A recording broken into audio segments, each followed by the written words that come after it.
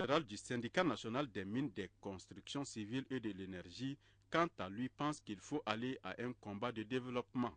La section nationale de EDM SA va prouver à l'ensemble du peuple malien qu'elle est consciente de ses devoirs, qu'elle est consciente de l'affection que porte en elle toute la population. Au moment où certains sont en train de se battre, de brûler les équipements qui leur ont été gracieusement donnés par leur patrie, parce qu'ils n'ont pas pu voir les images, parce qu'ils n'ont pas d'électricité, nous sommes en train d'éclairer pour lutter contre l'insécurité. Après relecture des statuts et règlements du SENACOM par les syndicalistes de 17 localités et du district de Bamako, des recommandations ont été formulées. Parmi ces recommandations, il y a entre autres la représentation des travailleurs au conseil d'administration d'EDM SA, la création d'une coopérative capable de prendre en charge les besoins de logement des travailleurs. À l'issue des travaux, le secrétaire général sortant Babandao a été reconduit à la tête du syndicat d'EDM SA pour un nouveau mandat de 5 ans.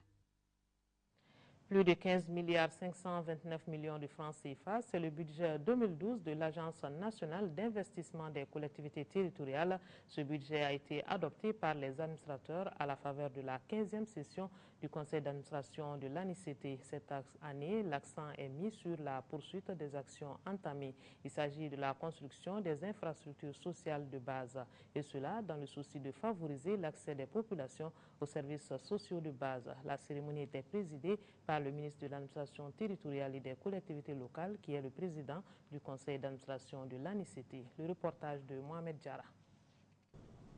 La situation sécuritaire au Nord Mali a eu des répercussions sur le budget 2012 de l'Agence nationale d'investissement des collectivités territoriales. L'enveloppe financière de cette structure connaît une diminution de 22% par rapport à 2011. Les raisons sont très claires. Cette diminution s'explique surtout par la situation sécuritaire particulière des régions nord de notre pays, qui n'a pas permis la mobilisation des ressources de l'exercice 2011 et de certains programmes. Le budget de l'ANICT est établi en équilibre des ressources et des emplois à la somme de 15 milliards 529 millions 540 970 francs CFA.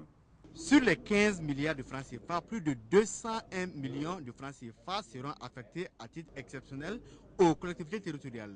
Cette somme est destinée à la prise en charge des salaires des conseillers techniques, une décision accueillie à bras ouverts par les bénéficiaires. Le conseil d'administration aujourd'hui a pris une recommandation en ce sens, d'une relecture du manuel de procédure pour que nous puissions dorénavant avoir une pérennisation du financement du centre de formation des collectivités territoriales. Les partenaires techniques et financiers souhaitent que l'État augmente sa contribution pour le bon fonctionnement de l'agence. La plus grande partie de budget de l'ANICT, ça vient de partenaires techniques et financiers. Et bon, on est toujours à vos côtés, mais comme j'ai dit tantôt, on serait davantage satisfait si on aura un complément de financement un peu augmenté de l'État malien. Le ministre de l'administration territoriale et des collectivités locales a salué l'appui des partenaires techniques et financiers au Mali. Il a ensuite exhorté l'équipe de Mohamed Ag Erlaf à redoubler d'ardeur.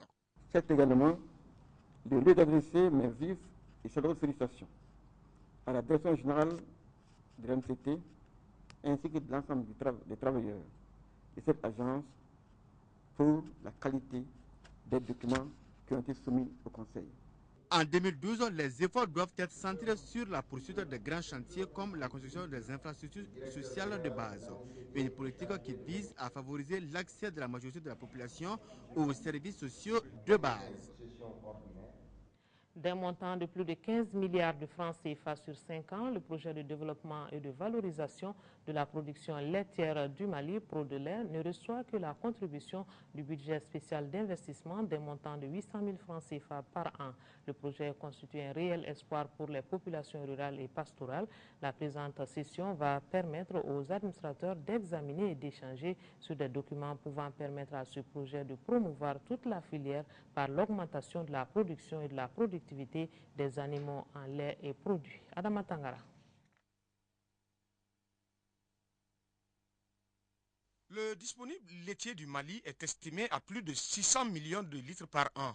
Mais cette quantité est très peu collectée et transformée. Chaque année, une quantité considérable de lait et de produits laitiers est importée pour couvrir les besoins nationaux, ce qui fait une sortie de devises estimée à plus de 18 milliards de francs CFA. C'est pourquoi, au cours de cette session du comité de suivi du programme de développement et de valorisation de la production laitière au Mali pour des valets, les participants vont échanger sur des documents pour adopter une stratégie visant à promouvoir toute la filière par l'augmentation de la production et de la productivité des animaux en lait et produits. C'est un projet qui existe depuis 2008 et elle tire son essence de la stratégie laitière formulée par le gouvernement de la République du Mali depuis novembre 2008.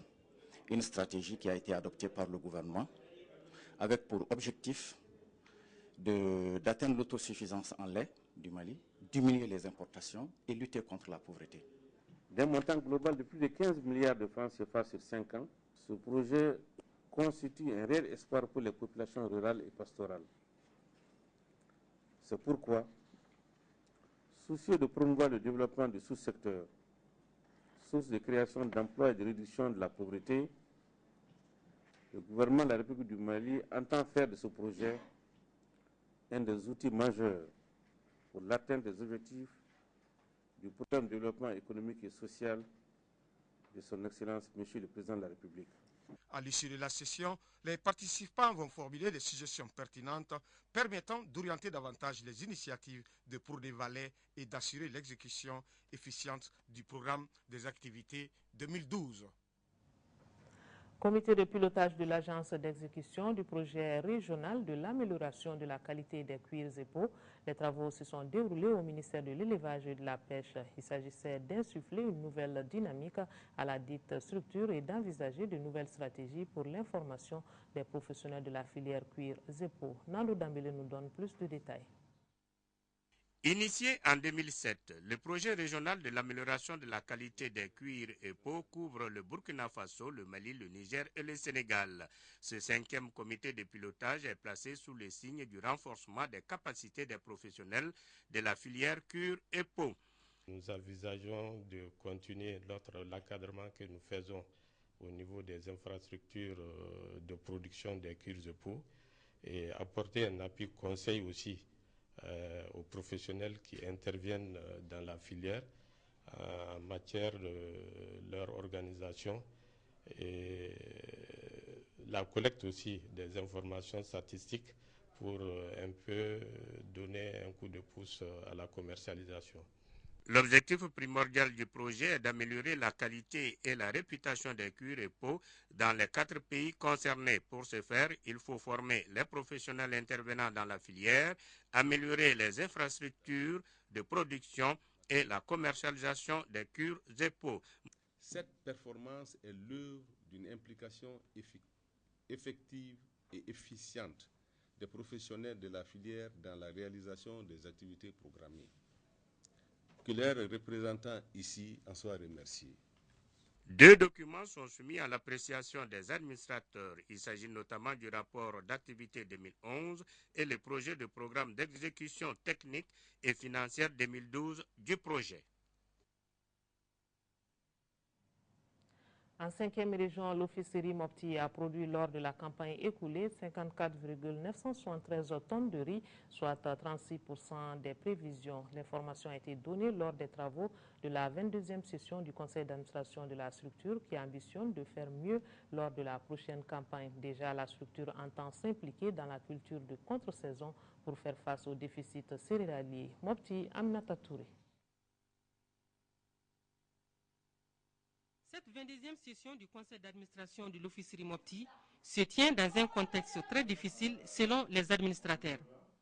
Au total, l'officerie Mopti a produit 54 973 tonnes de céréales, soit 36% des prévisions. Ceci correspond à la couverture de 30% des besoins céréaliers de la zone ORM pour 4 mois de consommation, dont environ 77% des besoins en riz. Le nouveau plan de campagne vient d'être adopté par le conseil d'administration Et je pense que nous allons mettre tous les atouts de notre côté pour vraiment honorer les engagements et aussi permettre d'atteindre les objectifs visés par le plan de campagne 2012-2013. Les mauvais résultats obtenus lors de la campagne écoulée ne constitueront pas un frein pour l'atteinte des 10 millions de tonnes de l'horizon 2012, conformément aux objectifs du programme de développement économique et social du chef de l'État. C'est pour cette raison que l'accent sera mis sur l'amélioration des rendements, par une extension de l'initiative riz à d'autres spéculations et par la mise en place et à temps des intrants agricoles, y compris les semences. La production du riz passera de 35 144 tonnes en 2011-2012 à 118 240 tonnes en 2012-2013, soit une augmentation de 336%. Et la production toutes céréales confondues passera pour la même période de 54 900 tonnes à 162 335 tonnes, soit là aussi une augmentation remarquable de 295%. Pour atteindre ces objectifs, il faut certaines mesures d'accompagnement. La mise à disposition des producteurs de 1364 tonnes de semences R2 et de 565 tonnes de semences ordinaires, le curage de 9000 mètres de canaux, l'entretien de 4000 mètres de digues de protection, entre autres. Le tout pour un projet de budget équilibré en recettes et en dépenses pour environ 781 424 675 francs CFA. En quatrième région, promotion de la culture de la pomme de terre en zone office du Niger, les experts recommandent les semences à cycle moyen. La révélation a été faite hier à Nyono au cours d'une conférence animée par un spécialiste tunisien. De Ségou, le reportage de Dougoufana Traoré. Cette conférence tenue dans la salle de réunion de l'Office du Niger à Nyono a permis d'éclairer la lanterne des techniciens et producteurs sur les différentes phases des techniques culturelles de la pomme de terre, la sémence, la plantation, la récolte, le stockage et même la commercialisation.